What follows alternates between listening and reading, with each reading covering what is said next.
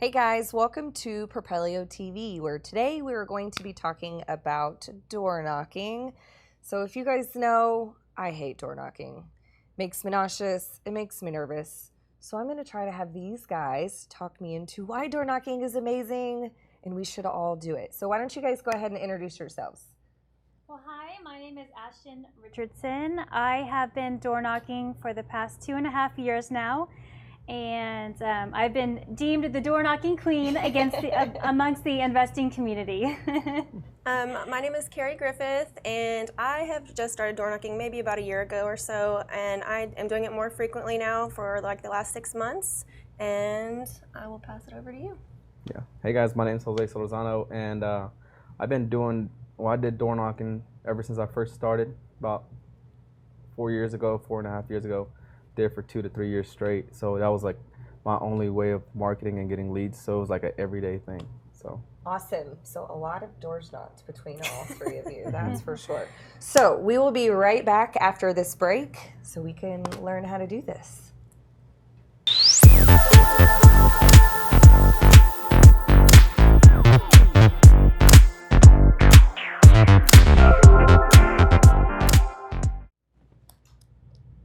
Hey guys, welcome back. So let's talk about the basics of door knocking, and whoever wants to start can start. Kind of what you guys do, how you got started in door knocking, and just your basics of kind of what you want to tell people. Well, I door knock just the pre-foreclosure list. I door knock roofs as well while I'm out door knocking pre-foreclosures, but pre-foreclosures are our bread and butter. So I choose door knocking because it's the cheapest and most effective way to get a deal. Yeah. So I mean, all I'm paying for is gas and to print the letters out, ink, paper, and I get the best deals. So whenever I'm door knocking pre-foreclosure lists, like depending on what strategy we use to close to our in strategy, we make anywhere between 15 to 60,000 on average. Man, so that's awesome. I mean, it's worth it. Whenever I'm out door knocking, I'm like, all right. So why do you choose the pre-foreclosure list over any other list that you do? Because I know that's all you do, right? Yes, because they're motivated. They have to sell now and they have to sell at a discount. Awesome. So I think you're the same, right? You work pre-foreclosure lists? No. So back then I used to only door knock just to whatever kind of house. I would just pick a neighborhood, drive 2 streets down, and then Did you pick like a certain house, like the crappiest house in the neighborhood, or you just door knock them all? No, so like in the beginning I picked every single house, and then I think it was like 6 months down the line of door knocking every single house, I noticed that the ones that were saying were the beat up houses. So I kind of switched my way of knocking, and I just started going to the ones that were beat up, and I just started getting more. And you guys just walk up and just knock. just knock. See, that's what I do. I pick a neighborhood, but then I will pick the crappiest of the houses to door knock. But I also work pre-foreclosures too. So the houses that you're picking out, like, describe it. Like, as you're walking down the neighborhood, describe, yard overgrown. Mm-hmm. Obviously, it doesn't you don't want it to be vacant, right? I feel like as females, because I had to ask her earlier, we had this conversation. When you're going by yourself, it's a little scary because some of these neighborhoods are not always the greatest of neighborhoods. Yeah. So I think as a female, they're a little scary, but as a female, when you're going door knocking, they're always a little not taken care of. There's a lot of broken windows, doors that are not necessarily, in the best care. There's a lot of junk. There's a lot of yard art, some toilets. We saw one the other day. There was a toilet out front. Literally, there's toilets usually out front. There's been some where there's grocery carts in the front yard, but the grass is so overgrown that you can't even see the grocery cart in the front. So, I'm sure that you guys experience the same. I don't know. It's kind of rough. It just depends on your neighborhood, too. Yeah, they're not all that way. We flipped this guy. He was a mouse player and got hurt, and he was in this $1 million house. So they're not all. And you door the knocked majority. That? Yes. Was it gated? No, that one wasn't gated. Mm-mm. Tell us about that. That intrigues me. That you just went up to $1 million house and. Yes. So what'd you do with the deal, though? We flipped it. Interesting. Yeah, If we you don't took mind me it. We asking- took it subject to, and then we flipped it. If you don't mind me asking, I are was you gonna running say numbers sub-two is a before you whole knock nother- on these houses, or are you just steady just going to the list and then? We go to the scrub our spot? list so that way it has to have at least 10% equity in it, so at least we know that it's not a short sale. So I'm not wasting my time just going on a bunch of short sale leads. Makes sense. So, Makes sense. Though. Got it. You know, Nicole Espinosa, she just did a Facebook Live the other day, and she was saying that, like, if you want to go ahead and still continue to door knock those, and they're like, yeah, we know we need to sell, just pass it over to her, and she'll handle everything. yes. And then she'll be able to give you a marketing fee for that. I have somebody, we work with OEAs, Melody and David. Oh, yeah. So it's just not worth my time door knocking for those little, for those maybe $500 to $1,000 maybe a year down the line, so. How many doors do you guys touch a day? I touch anywhere between 15 to 25 because whenever the list first comes out, it's not as big, so it takes me longer to get from each door to each door. Because you're kind of bouncing around. Yeah, but once Got the it. full list is out, I get to about 25 a day. Are you strictly just door knocking? Yes, that's all I do. Oh, yes. awesome. So I do door knocking, and then we put out bandit signs too. So I'm putting out bandit signs while As I you door door knock. knock. And I was Yes. going to say what she said earlier, it is the absolute cheapest and easiest way to get in contact with the homeowner, especially if you're working pre-foreclosures. So it is like if people are just getting started in this business and they want to reach these homeowners, it is the cheapest way to make contact with that homeowner. And sometimes they turn off their phones, they shut them down, they're not reading their mail. So if you can make contact and just go to that door, it is the easiest way to reach Do you them. ever go back to them?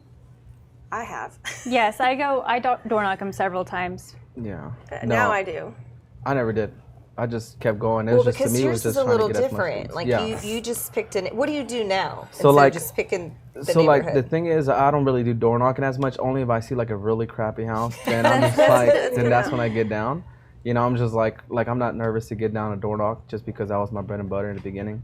But if I do see a crappy house that looks like it's vacant, I either take it down or I get down and knock. Like if it looks like somebody's living there. Yeah. Now I used to do I tried her way one time. Got a list and then I was just knocking on just those The specific lists. properties.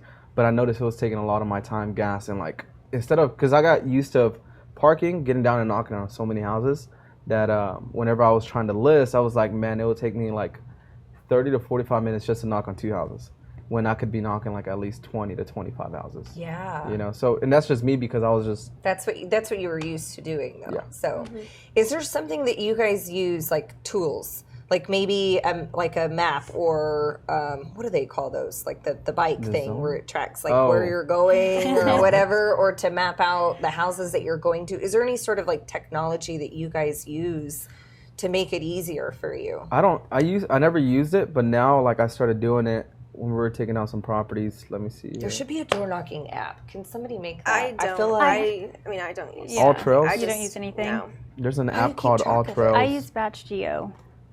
what does that do? It's you get the foreclosure list from FLS Online, and then you manipulate the spreadsheet on the data on the doors that you want to knock on. So our 10% equity, and Samuel, my husband, is the one who takes care of all that. I just door Puts it knock. kind of maps it out together. Yeah, so you upload that into a website called www.batchgeo.com.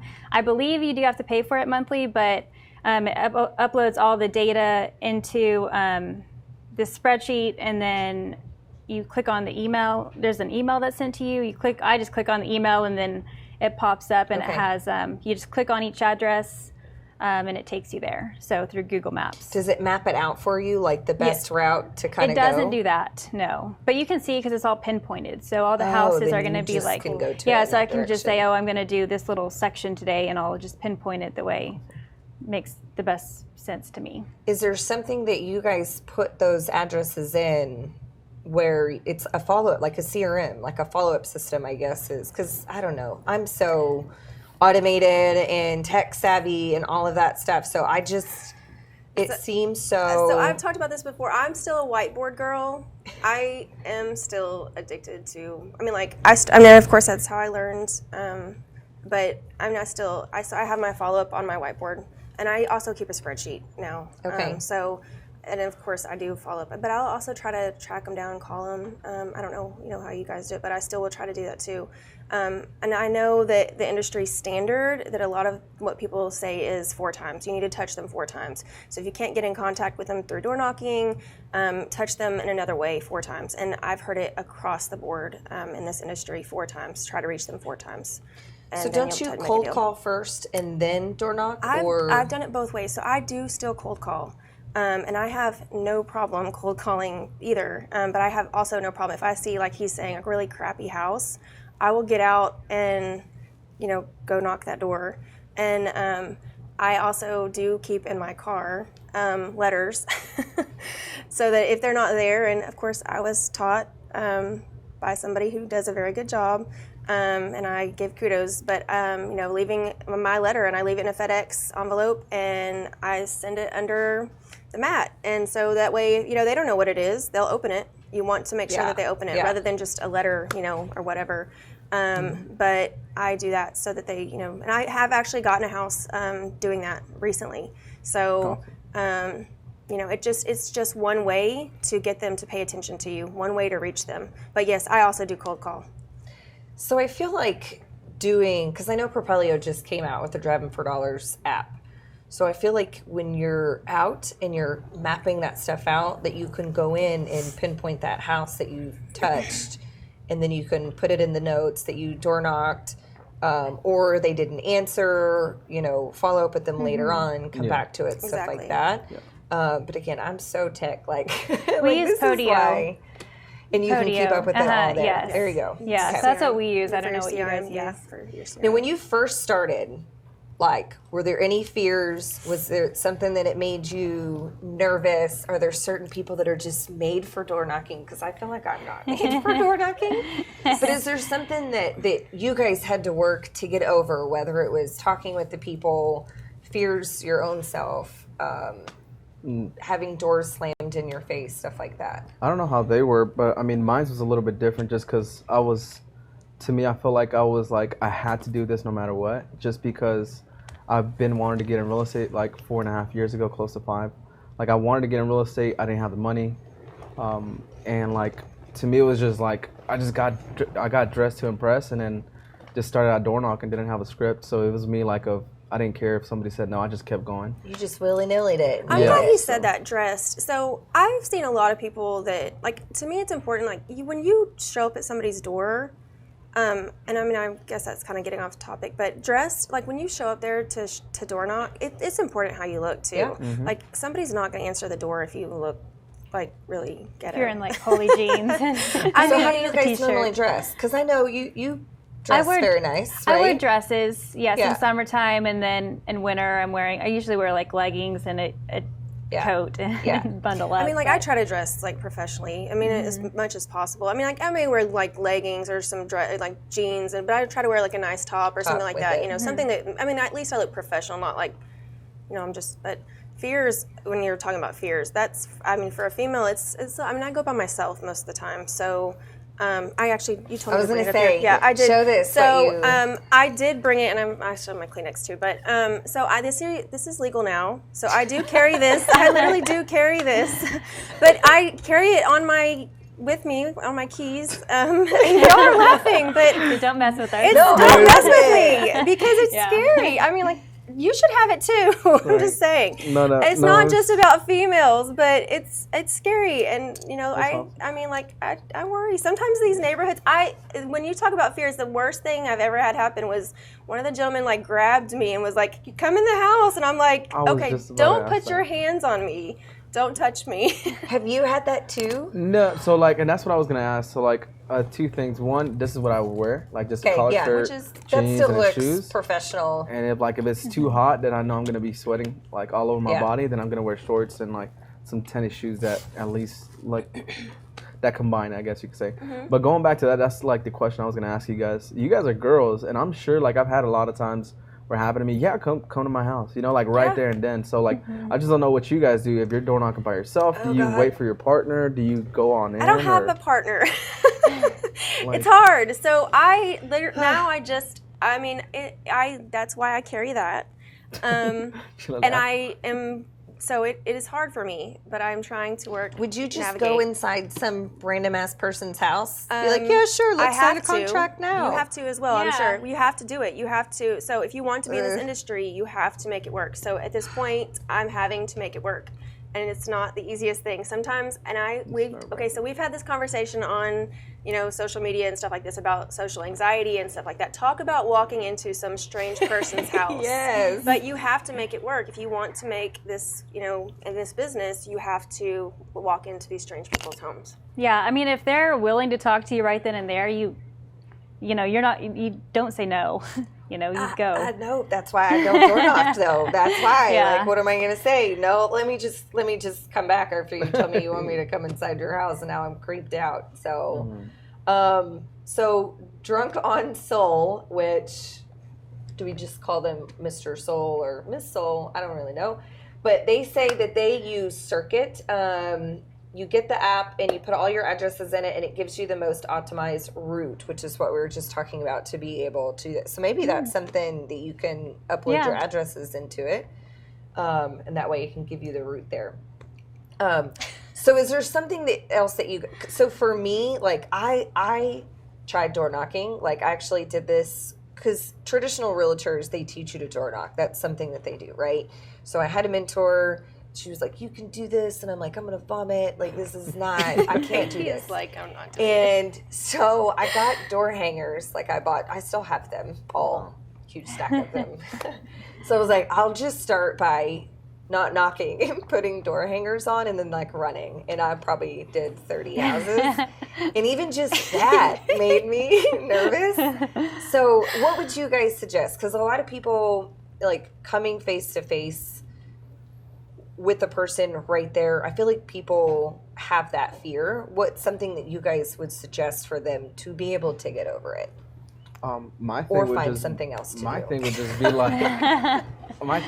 like, at the end of the day, like I've done all these other marketings, and like where I noticed where I gotten my big money, like where I could have easily with like $30,000 to $50,000 worth of wholesale fees, was just from door knocking. So at the end of the day, you could do other marketing things, but like I feel like if you're literally ahead of everybody else if you're door knocking, because everybody else is sending direct mail, and I've had so many people like when I knocked on their door, they're like, dude, I got this stack of mail. You're the only guy that has ever knocked on my house. I'm gonna show you 2 houses. So I've had that happen to me before. Nice. So And you got 2 houses out of that? No, I gave him an offer on both, and he just didn't like it. And I was just like, I'm sorry, man. It's just. But at least there was 2 houses. Yeah. But I've had some where it literally could have been like $55,000 wholesale fee. But it's just like I said, you're ahead of everybody else that's just marketing and stuff like that. I would say my biggest tip is don't be afraid to mess up. Like, it's okay. You can move on, go to the next house. Yeah. And you get better as you practice it every day, as you're talking to people every day. So I think that's my biggest tip is don't be afraid to mess up. And I think so many people are. Like they want to go to the door and have the answer. And if you don't have the answer, just blame it on your partner. Just kind of yeah. Just say, well, I'm still new at this. Let me come back whenever I have my partner with me who's more experienced. Say something like that, and make the appointment and go back. Yeah. And if they slam the door in your face, it's okay. Have you guys ever had that happen where, I'm assuming that you have, somebody's cussed you out and slammed the door in your face, right? It's Yes. like when you cold call too. I mean, I've literally been an hour late to a door, and somebody right before me got the contract. Yes. It happens. I mean, it's one of those things. It's all timing. But yeah. some people really, so it's kind of like cold calling versus texting or letters, because some people really like that face-to-face interaction versus like if he was on the phone and she showed up at the door. They would rather see, and I'm not putting a man down here, but also women have, a female showing up, if it's, I kind of do look at demographics too, and this sounds terrible, but look at your demographics, and you have a partner, and you can show up with a female versus a male, knocking at a door. It's very helpful. So because women want to talk to women, and men want to talk to women. So you do have a little bit more of an advantage. Oh, sorry guys, I lost my mic.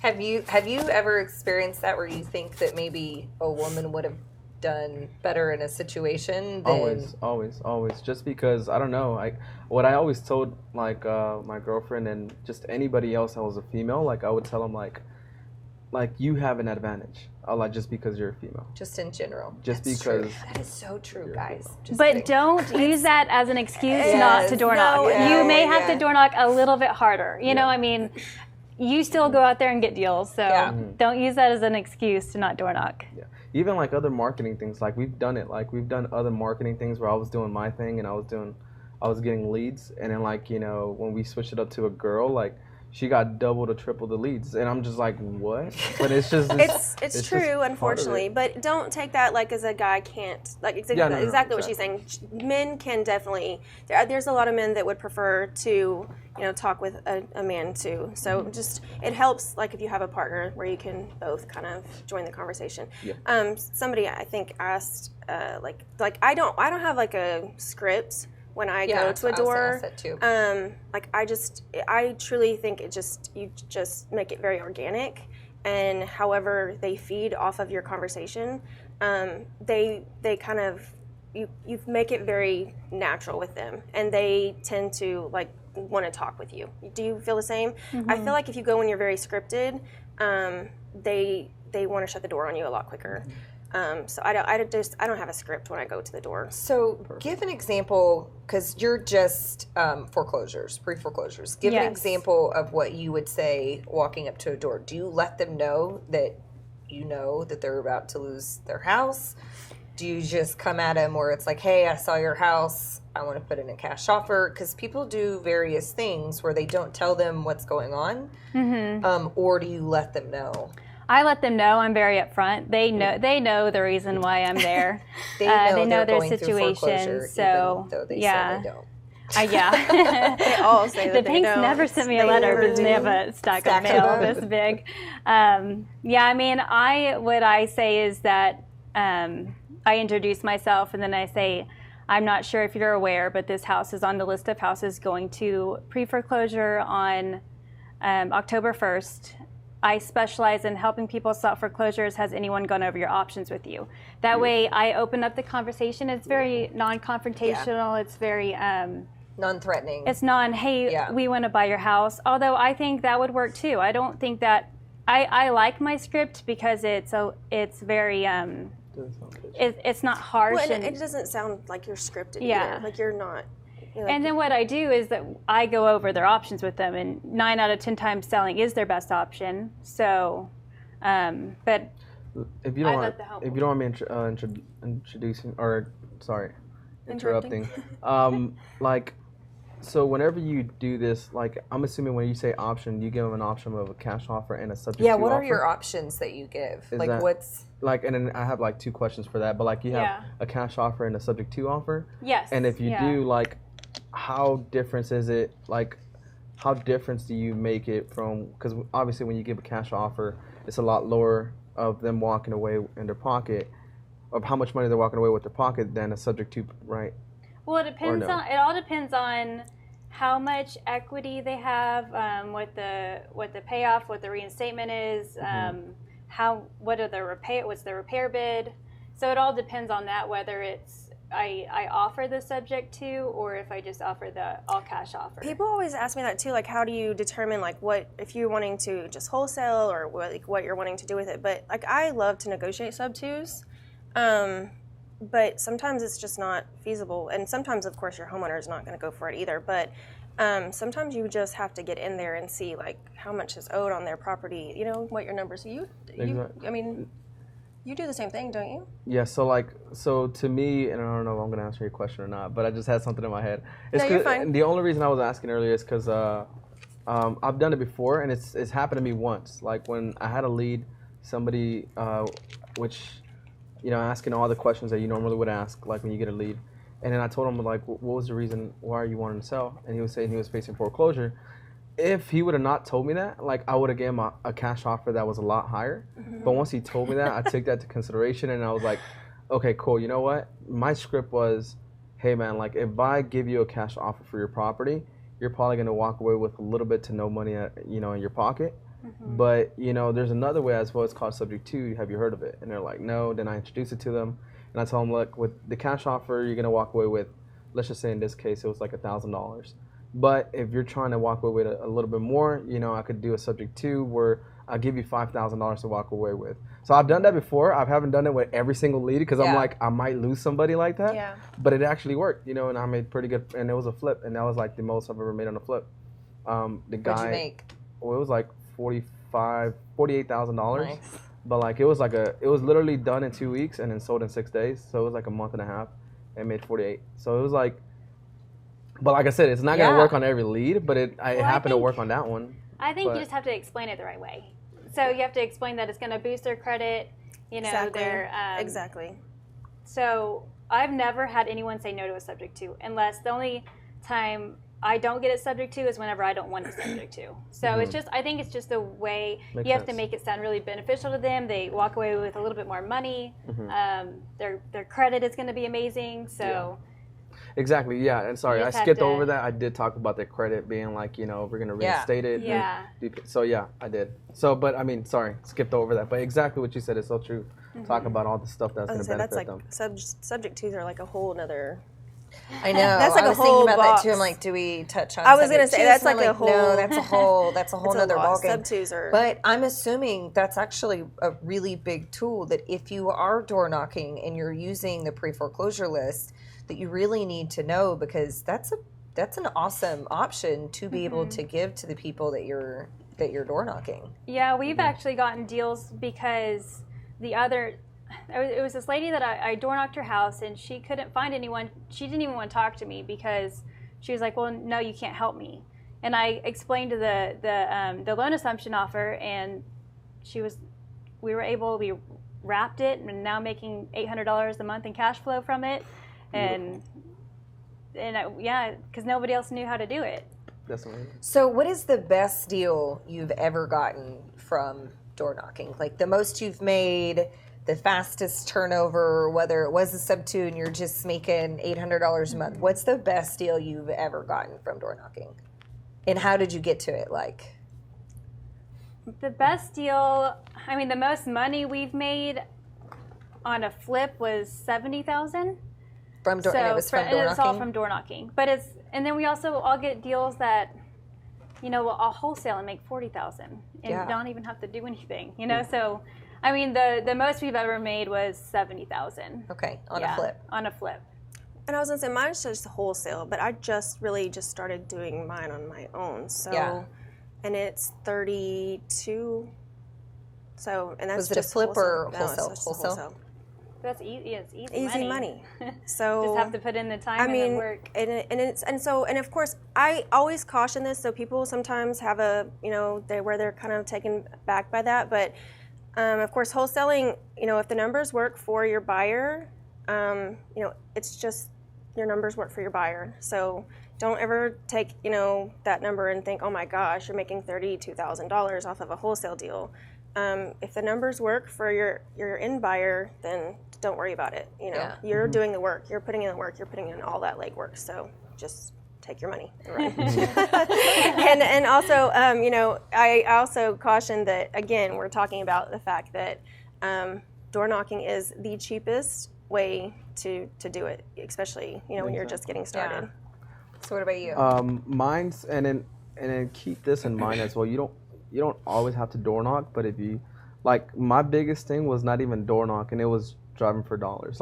But I wasn't even driving for dollars. I guess that was God kind of blessing me for helping a seller because they couldn't move their stuff. So went with my dad with the trailer to go help them move all their stuff to their house. Just because I was making a decent amount of wholesale fee on that one, I was like, I don't mind it. They're older people, and let me help them out. And I guess that was God blessing me because I missed the street. And then when I missed the street, I ended up making a left to do a U-turn. And right when I was about to do a U-turn, my dad was like, hey, look, they're cutting the grass. And it was tall grass on 4 lots. And I was like, I was like, hold on. He's like, hold on. So I just pull up, I pull right in front of him, and then I talked to the guy, and I told him, and this is what I do every time I ever talk to anybody like that, that just lives in the area. Pulled up, I got down with my dad, I was like, come on, let's go, let's talk to him. And I told the guy, I was like, hey, are you the owner? And he was saying, no, I'm just cutting the grass for the owner. He's actually my cousin or something like that. And I told him, I was like, okay, man, hey, just to let you know, if your cousin, do you know if he might be interested in selling? And then he said, I think he is. And then I told him, I was like, hey man, if he does sell to me, I don't mind doing $1,000 wholesale. I mean, I don't mind doing $1,000 fee for that. Just if I buy the property from him. So he said, yeah, man. And he took the number. Right. He Of gave course it to he me. is right then. Yeah. So literally, like when I got that information when I was leaving, I called a guy and he said, yeah, man, I'm looking to sell. And I was like, if you don't mind me asking, how much were you looking to get? And he was wanting, it was 4 lots. He was like, what the tax roll says. And I was like, well, what is that? And then he said it was $15,000. And I knew easily per lot. Okay. And I was like, I knew easily it could sell for $30,000 to $35,000 each lot. So I was like, when can we sign? And then that's when he was like, well, man, I live all the way over here, which is like an hour away. And I was like, that's not that far. I was like, drive. yeah, exactly, you know? Sure, Okay. drive. But, yeah. So keep in mind, I still had to go help the lady and all that stuff. Yeah. And I was like, okay. And I literally counted my hours. I was like, okay, it's going to take me an hour for this, an hour over there, an hour to unpack, and then 2 hours from that way over there. So I did all my math really quick on the hours, and I was like, I could be there like at X amount of time. And I literally got there like 5 minutes late. So I was like kind of close to it. But signed it, and I wholesaled it, and I wholesaled it, and when I blasted it out, I ended up getting a buyer within like 4 or 5 hours. On all 4 of them together? Oh my gosh, that's and then I amazing. made 65, I think. And it was like, he closed it in 2 weeks. So, it was you awesome. didn't even have a door to knock? No. So you see what I mean? Like Just lots. Just lots. Just drive it around where you see tall You grass. don't even think about that, but that's true too. That's awesome. Mic drop I'm or what? in Like shock. you look like Yeah, like I'm she literally literally in just shock. he just I'm like, said what? mic drop. No, it's because you just said it Yes. twice. I was like, what, mic drop? No, That's but like funny. Crazy. Yeah. All right, guys, we are going to take a quick break. Make sure that if you have any of your own door knocking stories or questions or tips that you want from them, fears to get over, anything like that, make sure to ask us so that I can ask all of them and I can get over my fear of door knocking as well. So we will be right back after this. The Propelio Academy, an all-in-one education resource for training in wholesales, subject to wraps, short sales, flips, rentals, BRRRR, property management, and more. Go to propelio.com/academy to get your scholarship today.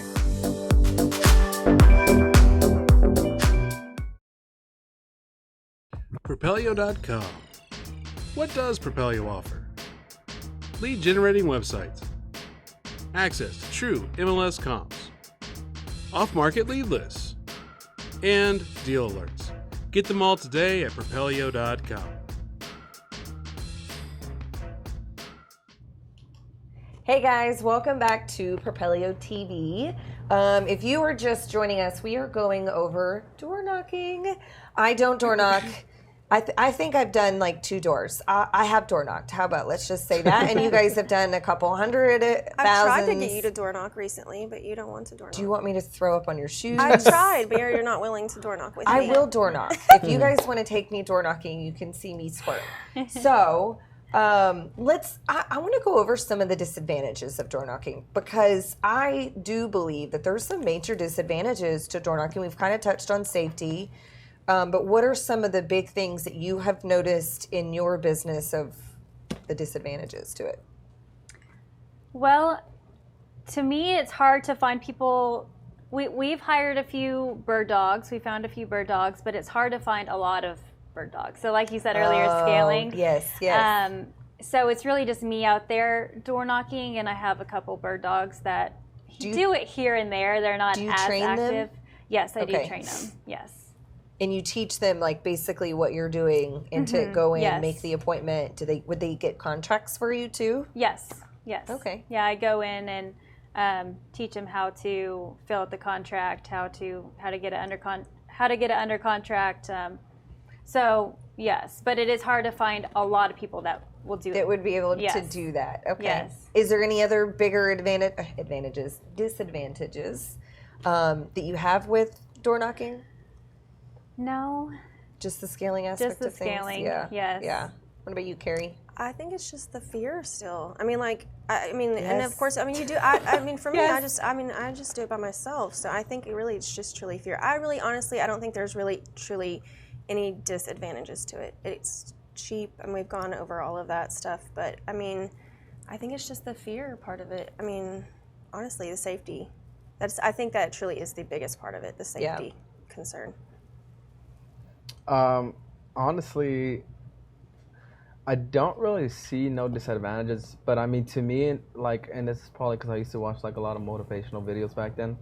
Like, the reason I kind of wandered my way around or out of it was because, you know, I started making a decent amount of money in door knocking, and then like I was like doing bandit signs and then other marketing sources where I started getting, you know, more leads and then like more properties closed. And then I think I saw a video that a guy said, you know, when you make more money, your time becomes more valuable. Yes. So that's my thing. That's kind of what I see is the value of the time that you have. Well, I guess you got to ask that question on the right timing. Like, I feel like if you're hella rich, then yes.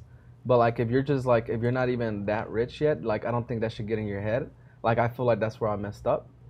Because I was making good money where I'm like, I felt like I was getting close to there, but I wasn't.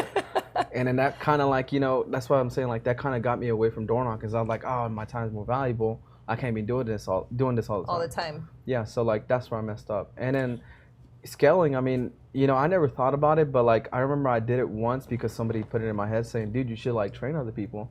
And I had somebody, and I remember I was door knocking one day. This guy was doing direct TV, I think, or something like that, or I don't know what he was doing, but he was door knocking as well.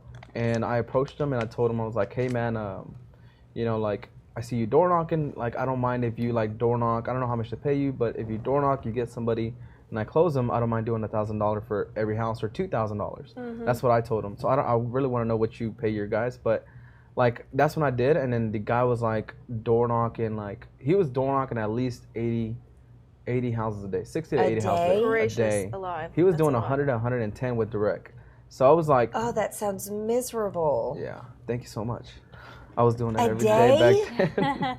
But how do you even do that? I mean, I know actually how, like you walk and you knock, but that's a lot of. I never would have imagined that it would have been that many houses. Yeah, because when you knock like on in the Texas heat too. Yeah, and when you knock on 30 to 40, it feels like 100. It feels like even like I'm sure you felt it like. Yes, like it's hot. That's why I wear dresses. It's too hot. I was gonna say, like literally this summer when I went, I was just dripping, and you're like, you're just dripping in sweat, and it's like you're trying to look. When I was talking about like, so that's one of the drawbacks to it. If I go you're with hot, you guys, I'm just letting you know. And you're trying to look professional, and you're just like sweating. You're thinking, I'll come in because I want the air conditioning. That's right. That's the biggest thing. They're like, come on in. I'm like, okay. Do you have some lemonade? But really, I don't want to come in. But can I have air conditioning and some water? 80 houses. That's insane. So did he end up? So like this guy was getting literally like, and I remember like I said, like I started like kind of doing other things, and then he would call me every like 3 hours or 2 hours. Hey, dude, I got somebody wanting to sell their house, and I was like, perfect. I put him on the line, and it was more like a realtor lead. Back then, I didn't partner up with a realtor, but now I do. But like those leads were no deals. And what I noticed was he was knocking on all the pretty houses. He chose a good neighborhood that looked really pretty, or like there's nothing but 2-story nice brick houses. And I'm like, come on, man. Like there's no like if you go to a better neighborhood where you're like beat up houses, the chances of you getting a lead or a deal, it's higher. So like that's where I messed up by not training him as well. Was he ended up picking a nice neighborhood, knocked on all the doors. And he was doing that for like a week or two. And I noticed that after a week or two, I was like, well, let me take a step back. What's wrong here? And then what I noticed was it was just all brick, nice, pretty houses. So, and after getting all these leads, he was getting a lot of leads, and like, but we weren't closing on them because they were realtor leads. They were all, traditional so, like, style. So. I mean, it's not a bad idea, but you're gonna probably just find more listings, not foreclosures. Exactly. There are foreclosures, like she said. I mean, sub-2s and some high-end neighborhoods, but well, a lot of the new builds now. Do you see this with the foreclosures that there's a lot of newer builds, like 2015, 16, you know, that are going through the foreclosure process? Do you see that a lot? Yes, I do see that. Yeah, not a whole lot, but I do see it. I feel like when I've like looked at the list, there's. I mean, it's I've noticed bigger. it. Yeah, it's I've noticed. definitely it's out there. Or I hate to say it, but single women. Yes. And there's a lot of single women that they're going through foreclosure too. So yeah, there's a lot of them. But those are actually, I hate to say this, but those are really good for sub-2s. A lot of those single women, they decide that they don't want to be homeowners again, and those are great to talk to sub-2s about because they don't have any desire to have mortgages. They want to be in apartments. Yeah. So. Yes. Do you guys have like a time? I mean, I know obviously if someone's door knocking 80 houses, you're you're all day long, maybe taking a lunch, something like that, right? But do you have best times, best days that you've noticed that when you're going throughout the day that work better? Because you have like, you have intent behind the doors that you knock. Yes. So is there certain times during the day that work better for you? If you're the best times to go is 5 to 8 because most people are home. Now I personally go from 1 to 7:30 to 8 depending on my route and the area that I'm in. So yeah, I'll go from 1 to 7:30, 8ish, and in wintertime because it gets dark early. Yeah, early. yes. Yeah, like, So I'll go from 11 to 6. But the best times to go is 5 to 8 because most people are home if they're off work, or most people are off work at that time, and on weekends. So Sundays are always the best days I was going going to to say Sundays I found are absolutely the best day. Yes. But I usually go in the evenings. If I go door knock, I'll go in the evenings, like from like 4 to 6 or 4 to 8. It just kind of depends on like what time of the year it is. Did you have the same experience? Not Sunday. Mine was Saturday. Saturday to me was best. And Sunday, I was going to say Sunday football day. They're God, always yeah, home. what, They're home. Everybody's home. don't you think they'd be pissed But when you you're knocking said on the Saturday. door? They If would- they they have would a be ton of pissed. cars around in their driveway, like a ton of cars, I'll come back. You said Saturdays? I have Saturday Yeah, is you really mine. don't. I guess you wouldn't want to embarrass them. No, I mean, like, if, Yeah, I was if going to it's say like a no. party. I mean, if they're having like a big Yeah. old party, then I wouldn't go. let Yes. me join. Just kidding. Oh, they might invite you in. Okay, so what's this is Christopher Reedwatt. What is the very first thing that you would say to a homeowner when they answer the door and ask, who are you? How do they normally answer the door? So it's just What? They know. What do you want? I mean, no, they're usually you get it all. I mean, Yeah, like, you you can do. get like some, what do you want, or Yes. what? Or, I mean, I've had like, can I help you, or who are you? But Yes. you go through and you tell them, like, hey, you introduce yourself. Yeah, I just say I And- specialize in helping people solve foreclosures. Has anyone gone over your options with you? Yeah. What have you said? I've said basically the same thing. Like, I'm here because I've noticed that your house is in pre-foreclosure, or if it's, or I noticed that your roof is in really bad shape. Are you interested in selling? I mean, like, you can go through the whole gamut of like, you look like you're in need of some assistance. Can I offer some options for you? I mean, do like, people ever get upset at that? no, but Like literally, defensive? sometimes, Katie, you can literally smell the stale coming from the inside of the house, from the door, like when you're knocking these front doors. Yeah. The cats. So, like, yeah, cats. I am the one of the ones I door knocked. She answered the door and her pants were on inside out, and I could see from. And this was a gorgeous home in Denton, and there was a reason why I was door knocking this particular house, but I could see the rest of the house was all full of shit, like just cluttered. A hoarder. And they had mattresses in the living room. And that's what they were living on. But it was just urine. And I didn't know if it was her or the dogs or both. I don't know. Both, right? But there's some sort of like, yeah, it's like mental. like.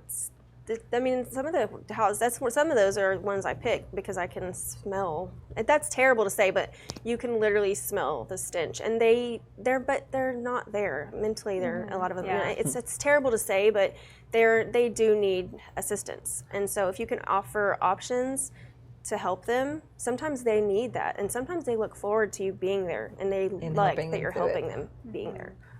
What about you? It's funny because I remember when I first heard, like I used to say, man, that thing stinks. What like- if they invite you like, in like that? I would Like, still is go it- in. So It would be so funny Hold your because breath. Okay, I'm going to tell you Breathe some through of the your ones, mouth? even Yeah. like some of the pre-foreclosures or some of the houses we've walked, even now, still, I've done this, but you get fleas. Like, that is one of the worst things. I've actually had fleas. It's so disgusting. Like, you have to, this is awful, but you have to, strip naked before you can even go in your house because you don't want to, even your car, you don't want to get in, but that's, the worst thing ever is the fleas that you get because you just pick them up on you. It's so disgusting. it's funny because every time, whenever I smell something like that, I used to say, man, that thing stinks. And I forgot who I saw it or heard it from, but, I remember when I would smell something bad, I would, that smells like money. I was Like, just going to say that. I was the hoping smell that's of where you were money. going. I feel like the worse it smells, the more money you'll make on it. Yes, Smell that's of Yes. money. so true. It does smell like money. Yeah. Oh my But- gosh. Okay, So Debbie says, I would totally do the bird dogging if I knew that they would teach me and all other aspects of wholesaling and investing. So how did you normally pay out people that did bird dogging for you? So my husband Samuel, he's the accountant and does all the brains behind the math and stuff. The numbers part to it, yeah. So he would, you know what? We went through so many bird dogs. Whenever we found somebody who actually brought us a deal, we split the contract. We split it. You with did them 50-50? Yes. Oh, Because wow. we were so grateful they stuck around. Nobody else stuck around. So whenever it came time, we were like, we're just going to split the deal with you. And that's very typical. Yeah. So we first were going to pay him by, I guess, how many appointment. I think it was like 100 per appointment, like 10% if we closed on the house and it went through, we'd pay him 10% of the profit until they could go out on their own and actually get a contract signed. But like I said, and then we were going to split them once they actually could go out and get it on their own, and I wasn't having to spend my time going. But by the time we found a couple that were really good, and did they go off on their own? Yeah, and we've all together made each have made $14,000. So like whenever if you don't mind me just jumping in, so let's just say you have 4 door knockers. I'm just going to use this as an example. Mm-hmm. Like if none of them close the deal but one does, they all get to split it? No. Just that split? Just the one that was out there door knocking. Okay, just trying to get that. Yeah, that wouldn't be fair. Yeah. I don't think so anyway. Let me ask you this as well, like, because like I learned this from somebody else that was like making good money.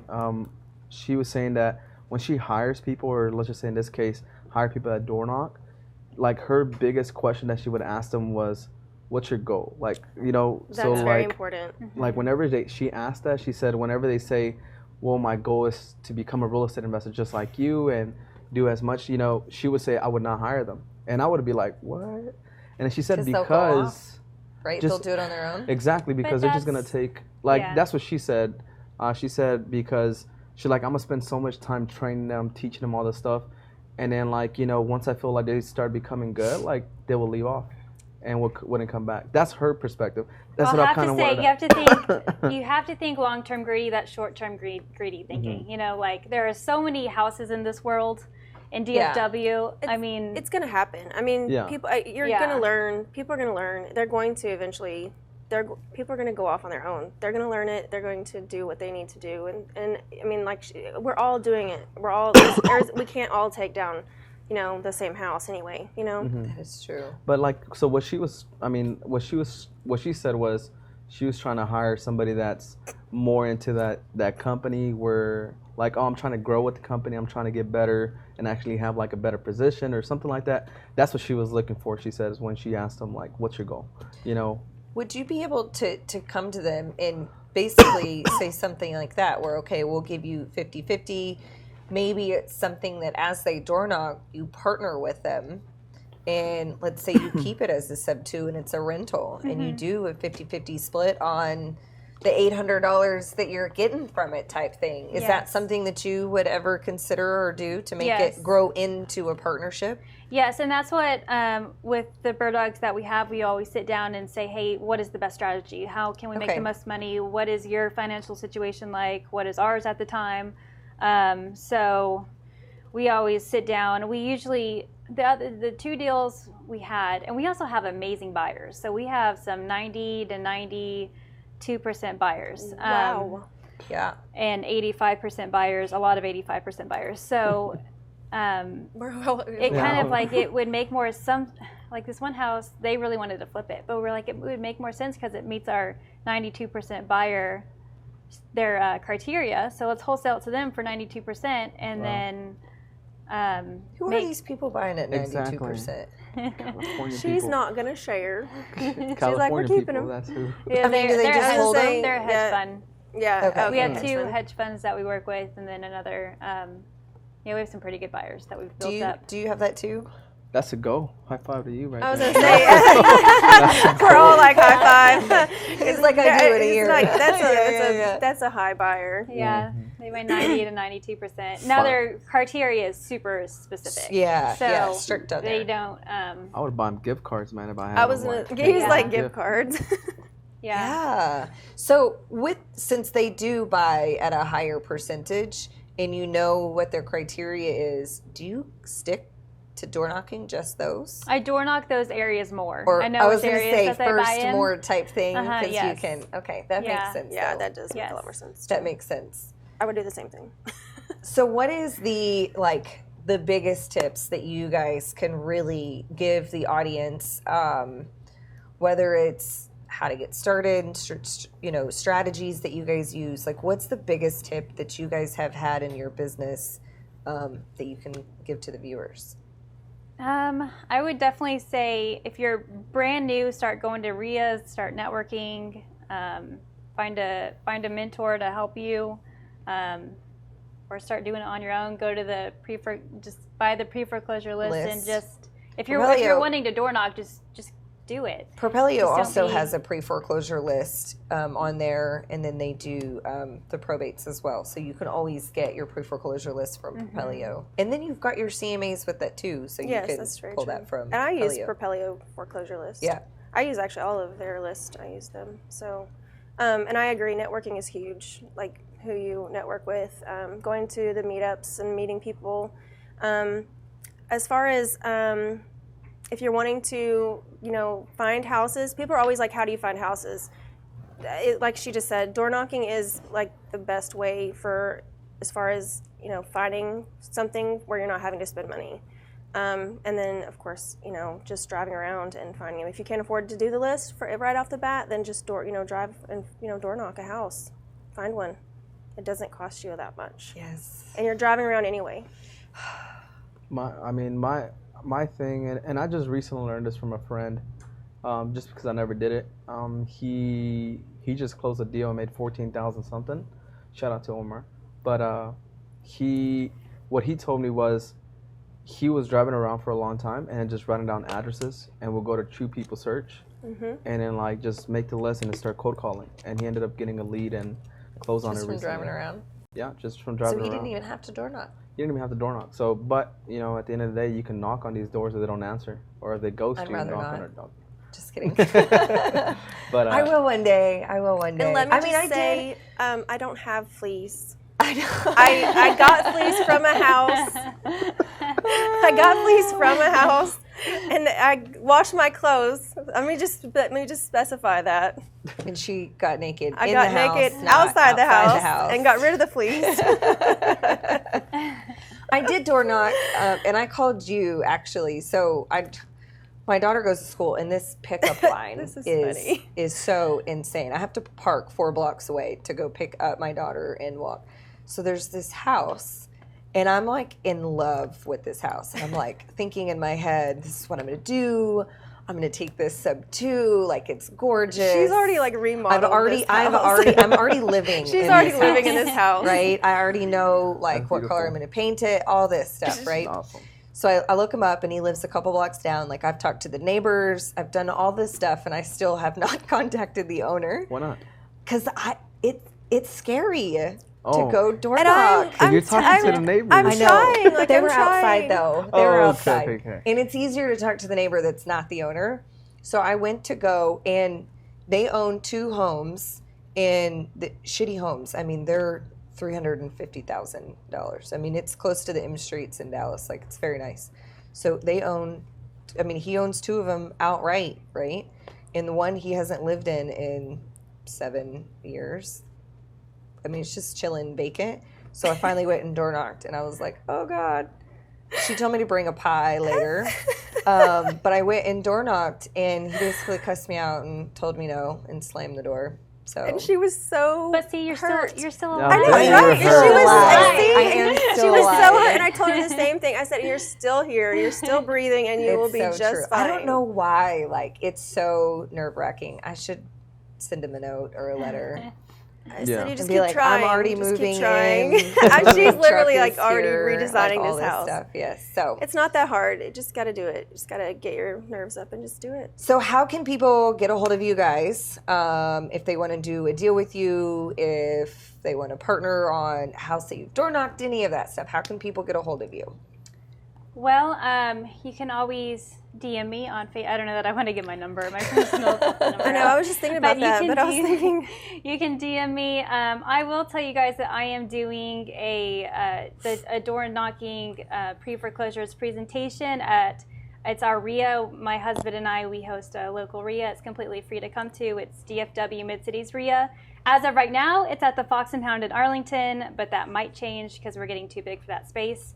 But my door knocking presentation will be on October 15th. It's a Tuesday from 6 to 9 p.m. So awesome. Come to that. Yeah. I'll be going over all the different strategies and what all the homeowners' options are. Because I don't go over just options with just the buying. I go over there's loan mods. They can do bankruptcy. They can do So you can so I go over all their options. I think the easiest way is just Facebook. It's Carrie Griffith, and then, like she said, just DM. And I don't know that I really want to give out my cell phone. You don't have to give out your number. Okay. So I think that's the easiest way. It's just Facebook. Is the best way to stay in contact. Yeah, just same here. Just Facebook. Just add me in and just message me. Exactly. Will we be tagged on the Facebook? Or? I think we should be that tagged on here. So, Okay, but there's a ton of events coming up, guys. So there is Wholesaling Live. It is the 4th, 6th, right? 4th, 5th, 6th? No. 5th, 6th, 7th. Yeah, I think it's. I'll get it. I was going to say. It's sometime in the beginning of October, and it's Wholesaling Live. It's actually down in Houston, and then the Propelio event is going to be October 8th, and you guys have to come dressed up. And they don't know this, but they are doing a competition, and I will win this year, just FYI. It'll be my own competition. But you guys have to dress up. It's going to be kind of a Halloween theme, so that should be really fun. Ashton, you just went over your event on the 15th. And then Quentin Flores also has an event in San Antonio. It says 10:15, but is that right? 10:15? Or are we talking about his big event in February? I don't know. I think he has two. We'll put it on there. Ryan will put links to everything so that way we actually know what we're talking about. But also, if you guys don't know, Propelio, they do software for investors. You can do CMAs. You can actually get lead list on there. So make sure that you check out Propelio. They have 7 days for free if you kind of want to get an idea of how that works. But I'm Katie Apperson. I am an investor-friendly realtor. Same thing, if you want to get a hold of me, you can Ryan just said yes, I don't know. Yes. You can get a hold of me on Facebook too. If you message me, just try to let me know that you saw me on Propelio. That way I kind of have an idea of why you're messaging me. But thank you guys for joining us and talking about door knocking, and maybe I'll go door knocking at some point. So thank you guys. Thank you. Thank Bye. you.